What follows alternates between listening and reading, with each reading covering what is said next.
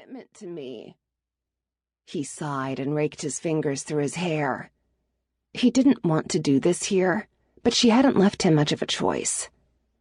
That's not gonna happen. We've only been dating 2 months, and I'm not ready to live together. She poked at his chest. You know what? You're a son of a bitch. I thought we were heading somewhere. You led me to believe. He was going to have to stop her there. I never made promises to you, Laura. And now the tears. He'd seen a lot of those lately, too, especially when she'd been drinking. I thought we were in love, Tucker. I never said that either. She broke down then and sobbed. Well, shit. He walked over to her and pulled her into his arms. I'm sorry. Sorry, my ass. You're not sorry at all. He didn't know how a woman could be so drunk, yet so accurate.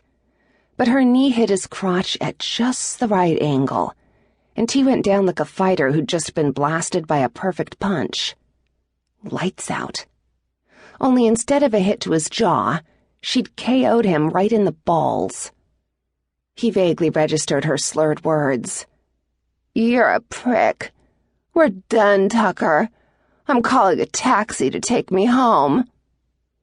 He heard the click of her heels on the stone floor as she walked away.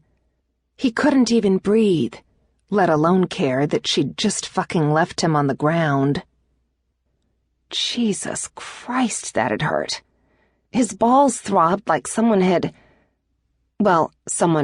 shoved a knee into them.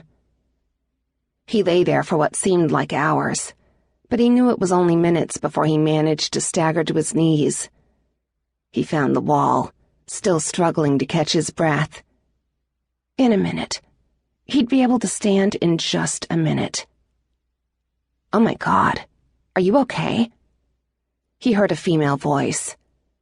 Great. Just what he needed. A witness to his humiliation. Then, cool, soft hands swept across his forehead. Are you hurt? Did you fall? He shook his head. I'm fine. You are not fine. You're sweating and practically hyperventilating. Tell me what happened. His eyes were still closed, and he concentrated all his effort on trying to determine if his balls were still attached to his body. He did not want some woman being nice to him. Actually, he wanted nothing to do with any female. Possibly ever again. He managed to stand. With the woman's help, unfortunately. Tell me where you're hurt, she said. He shook his head. I'm not hurt. Just go away. I am not going to go away. I'm a doctor and I can help you. Awesome. This night was getting worse by the second. I don't need a doctor. How about you let me be the judge of that? He opened his eyes and looked over at his unwanted savior. She was, of course, gorgeous, which made her immediately untrustworthy, since he'd just vowed to never again fall for a beautiful woman. She was average height, with short blonde hair and the most intense blue eyes he'd ever seen. She also had the most perfect mouth. Not that he was ever going to think about a woman in a sexual way again.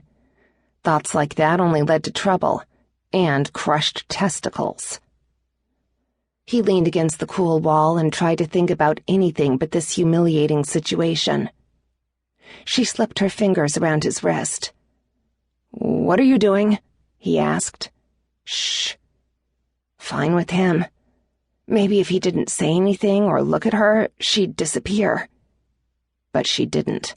She kept holding on to him. Your pulse rate is a little high. He opened his eyes and looked down at her.